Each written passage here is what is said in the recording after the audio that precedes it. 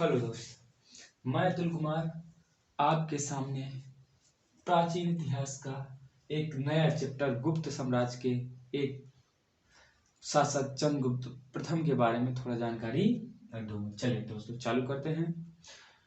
प्राचीन भारतीय इतिहास गुप्त साम्राज्य उद्भव एवं विकास। गुप्त काल का आरंभिक शासकों के संबंध में प्रामाणिकता नहीं है। आरंभिक शासकों में दो शासकों के नाम प्राप्त होते हैं। एक शासक होता है श्रीगुप्त, एक शासक होता है घटोत्कच गुप्त। देखिए श्रीगुप्त की बात करते हैं तो जो साहित्यिक स्रोत होते हैं, तो साहित्यिक स्रोत में गुप्त वंश के मतलब शासक या प्रथम शासक श्रीगुप्त को माना जाता है। लेकिन अगर बात वही किया जाए पुरातात्विक स्रोत में, तो उसमें पुरातात्विक स्रोत में घटोत्कच को गुप्त वंश का संस्थापक माना जाता है। लेकिन इन दोनों में कोई प्रामाणिकता है नहीं, तो हम कहा जाए कि गुप्त वंश के वास्तविक संस्थापक थे, या गुप्त वंश का जो प्रारंभ हुआ तो किनसे हुआ, कहा जाए संस्थापक। कौन संस्थापक? चंद्रगुप्त प्रथम। जो इनका शासन काल था 319 से लेकर 350 ईस्वी तक था। इन्हीं के बारे में हम जानकारी लेते हैं। देखो श्रीगुप्त और घटोत्कच गुप्त के बारे में ज्यादा जानकारी हमें लेने की जरूरत नहीं, क्योंकि श्रीगुप्त को ज्यादा खास जानकारी हमें नहीं प्राप्त होती कि कैसा था, क्या नहीं था। बस इसमें यही देखना, अगर कहा जाए नालंदा महाविहार की स्थापना कौन करवाता है, तो नालंदा महाविहार की स्थापना श्रीगुप्त कराता है। और घटोत्कच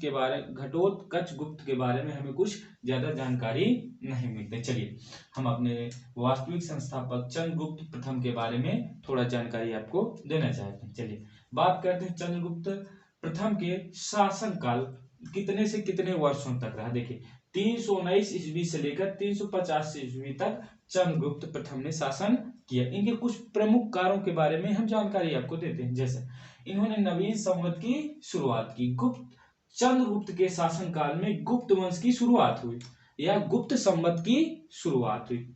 चंद्रगुप्त प्रथम के शासन काल में गुप्त संवत की शुरुआत मानी जाती। कहा जाए गुप्त संवत की शुरुआत किस शासक के समय से मानी जाती है? चंद्रगुप्त प्रथम के शासन काल से ही गुप्त संवत की शुरुआत मानी जाती है। और इसमें एक उपाधि भी धारण किया था। चंद्रगुप्त प्रथम जो था, इन्होंने एक उपाधि धारण की, जिस उपाधि में बात किया जाए गुप्त वंश का पहला शासक था जिसने महाराजा धीराज की उपाधि धारण की गई थी। अगर आपसे पूछा जाए, कोई भी प्रश्न करे कि बताइए गुप्त वंश का वह पहला शासक कौन था जो महाराज धीराज की उपाधि धारण किया था, तो आप बताएंगे चंद्रगुप्त प्रथम। क्या? चंद्रगुप्त प्रथम। चलिए इसके कुछ और विवाह के बारे में बात करते हैं। ये लिच्छवी कुल की कन्या कुमार देवी से विवाह करता है। किससे विवाह करता है? लिच्छवी कुल की कन्या कुमार देवी से विवाह किया। और इसी के उपलक्ष्य में इन्होंने राजा रानी प्रकार के सिक्के जारी किया। कहा जाए बताओ बेटा गुप्त साम्राज्य का वह कौन सा शासक था जिन्होंने राजा रानी प्रकार के सिक्के जारी करवाए? कौन था? चंद्रगुप्त प्रथम। कौन था? चंद्रगुप्त प्रथम।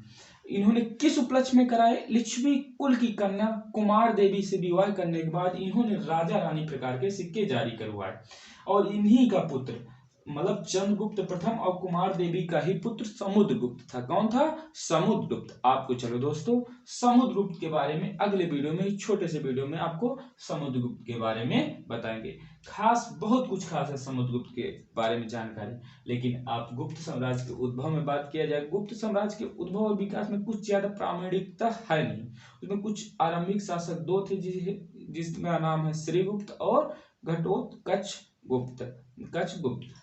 पुरातात्विक स्रोतों से घटोत्कच गुप्त के बारे में जानकारी मिलती है और साहित्यिक स्रोतों में श्रीगुप्त की। लेकिन वास्तविकता कहीं कौन संस्थापक होता है, तो चंद्रगुप्त प्रथम, जिन्होंने 319 से लेकर 350 ईस्वी तक शासन किया। इन्होंने एक गुप्त संवत की शुरुआत की। इन्होंने एक उपाधि धारण किया जिस उपाधि का नाम है महाराज धीराज की उपाधि धारण की। और इन्होंने लिच्छवी कुल की कन्या कुमार देवी से विवाह किया और उसी के उपलक्ष्य में इन्होंने राजा और रानी प्रकार के सिक्के जारी करवाए। और इन्हीं का पुत्र हुआ एक समुद्रगुप्त, जो अगला गुप्त वंश का शासक बनता है। चलिए दोस्तों अगले वीडियो में आपको समुद्रगुप्त के बारे में जानकारी दे। ठीक।